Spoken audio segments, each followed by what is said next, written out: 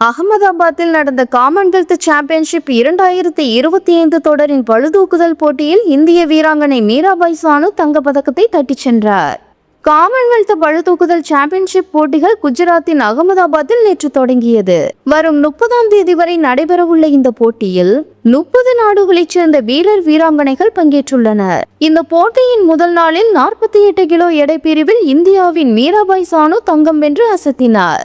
84 kilo, 109 kilo என மொத்தம் 193 kilo எடையை தூக்கி அவர் இந்த மகுடத்தை சூடியுள்ளார். டோக்கியோ ஒலிம்பிக்கில் வெள்ளி பதக்கத்தை வென்ற மீராபாய் சானு கடந்த ஆண்டு நடந்த பாரிஸ் ஒலிம்பிக்கில் 4வது இடத்தை பிடித்திருந்தார். இந்த நிலையில் ரசிகர்களின் பெரும் எதிர்பார்ப்புகளுக்கு மத்தியில் நடப்பாண்டு காமன்வெல்த் பளுதூக்குதல் சாம்பியன்ஷிப்பில் இந்தியாவுக்கு முதல் பதக்கத்தை வென்று கொடுத்துள்ளார். அவருக்கு பாராட்டுகள் குவிந்து வருகின்றன.